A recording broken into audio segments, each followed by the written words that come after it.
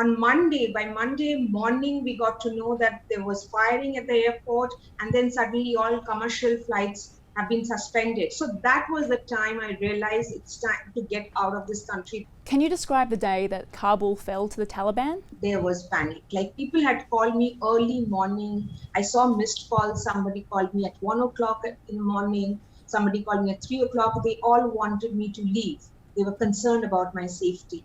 So that was Sunday. But even then, I thought, no, I'll go and leave and just see. I'll go and see the city, what's happening. There were queues in the ATMs. The banks were flooded with people, and banks did not have money, and there was no clear information that how much money will they give. Somebody said the bank was saying that only $2,000. Somebody said no, only 2,000 Afghan rupees. So there was a lot of chaos, and I saw people were trying to forcefully enter the banks to get money.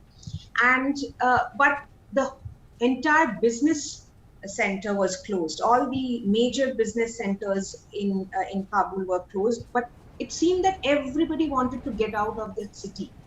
And on Monday, when when I was out to reach my embassy at about 4:30 in the evening, it was very difficult to get a taxi. But then I again contacted one of my local Afghan drivers who had helped me a lot, and so he said that never mind, I'm going to pick you up and I will drop you. And the streets were deserted. I didn't see many shops open, but then people were on the streets, and mainly these are the people who are now ruling the country, the Talibs. They were all over on the streets in the cars with those AK-47 and different sophisticated weapons, and they were patrolling the streets. All the major city centers were patrolled by them. Even Wazir Akbar Khan, the area, the diplomatic enclave where all the embassies are placed, they were even manning the main entrance of that gate. In fact, that's when we had to negotiate with them to enter, because they were not letting us enter our own embassy. And like the Indian embassy is about about a kilometer or two from the main gate, and they said that no, the embassy is shut and will not let you enter. So first we negotiated with them and said that this is our Indian passport, please allow us in.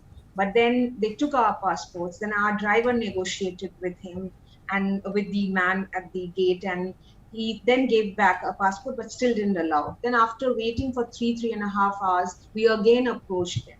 And then they wanted somebody from the embassy to pick us up, because they said that it's very late now in the evening and will not let these women go alone.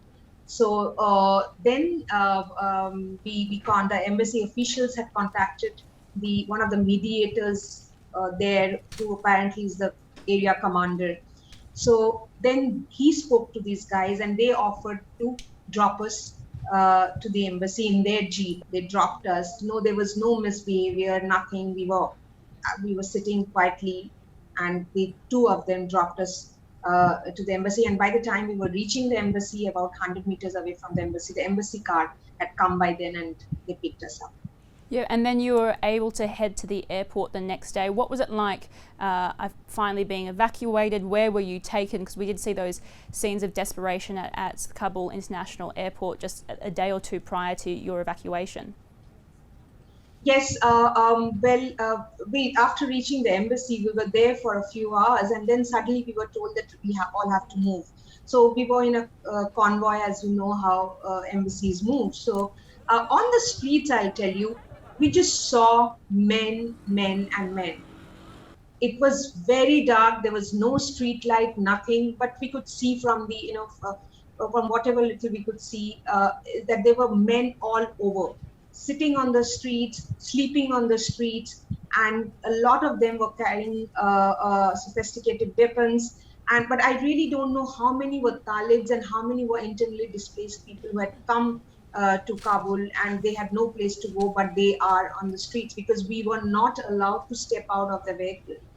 And when we reached near the airport, it was a huge mess. There were people all over, though very few people were carrying any luggage, but they were all standing, and they were in large numbers, and there was not a queue or anything, but they were all different gatherings, and there were men, there were women, there were children, but mostly men. And then we saw these Talibs taking control of the area, in the sense they were trying to manage the crowd, and when the crowd was not listening, they were again firing bullets in the air. I mean, I realized that's one of the most common tactics, and when perhaps they don't, things go out of their hands, they try different ways.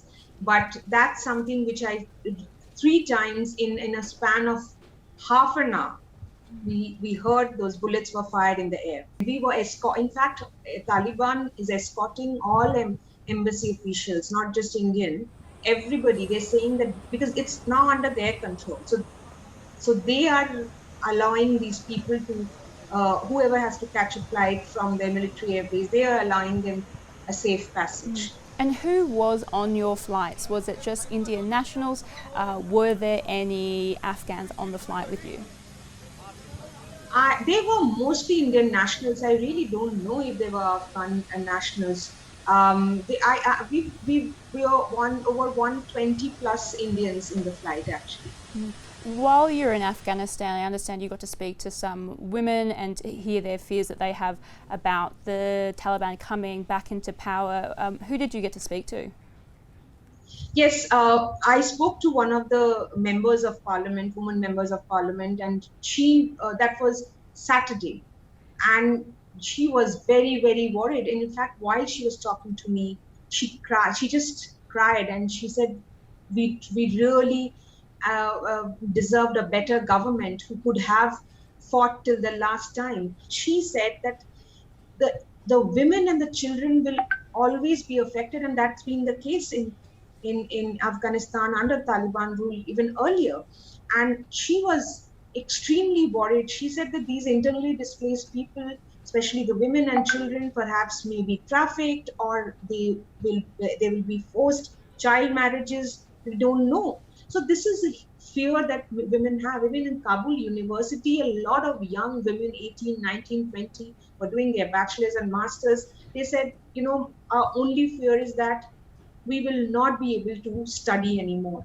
And we don't know where to go, which country is going to take us. All we want is education.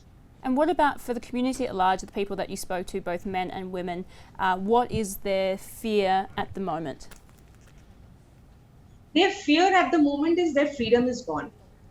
Men and women alike. This fear is irrespective of their gender, because they think the lifestyle that they had in Kabul was very much like any other city in any other country. And life in Kabul was very different from life in different provinces. And therefore, a lot of people who lived in provinces always escaped to Kabul. They look for an accommodation there, look for relatives who stay in Kabul, so that they have a better life. And now that they are ruling Kabul, people are worried that their freedom is gone. They will not be able to do the work that they wanted to do. Sonia, thank you very much for taking time out to speak to me today. Thank you.